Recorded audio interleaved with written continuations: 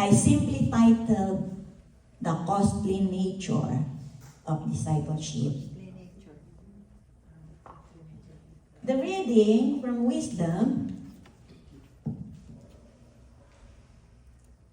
from the book of Wisdom, from the letter of Paul to Philemon and the gospel text of Luke, all emphasize the importance of wisdom, renunciation, and prioritizing discipleship even when it comes at a cost.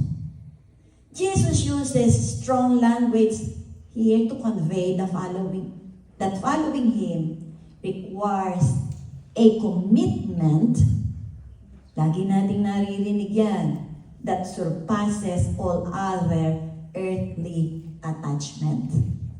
At yan ang ating pagninilayan ngayon. Now, before I go on, do you still remember the meaning of disciple and discipleship? So, anong ibig sabihin ng disciple? Ha?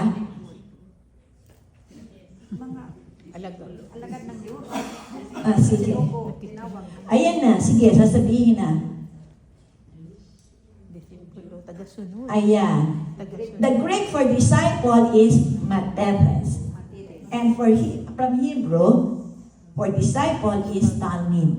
Yan po yung mga lalaking disipulo. Ilan ang disipulo natin dito lalaki? Isa, dalawa, tatlo, apat, lima. O marami-rami. More than 5. At alam niyo ba ang tawag sa mga babaeng disipulo na mas marami dito? Talmida. Talmida. Hindi intrimitida. Hallelujah. Okay. A disciple is a devoted student. Yan ang ibig sabihin ng disipulo. Learner and follower of a teacher. Someone, again, committed. Hindi po committed ang utak in learning, living out, and proclaiming the teachings of their teacher. Okay?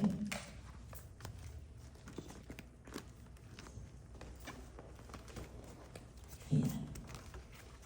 Ngayon po, hindi madaling maging disipulo ni Kristo. Because the discipleship process is lifelong journey. Okay? Of transformation.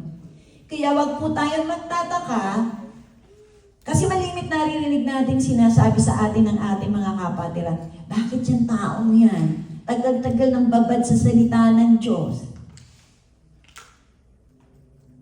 Hindi pa rin matino.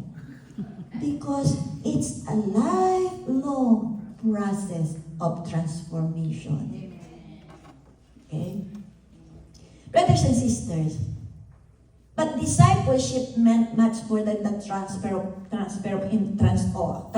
information. Kasi this relationship involved had knowledge, yes, but ang focus po is upon applying that information. Nasusundan niyo po ako? By imitating Jesus to everyday situations of life. Then showing others how to do the same and equipping the learner kayo with wisdom, which is a core biblical model for discipleship. Now, what's the difference between knowledge and wisdom? Ayan. Knowledge sa Tagalog ay kaalaman. Is the accumulation of facts, information, and skills acquired through experience or education. It's essentially knowing what something is. While wisdom, karunungan, Inday,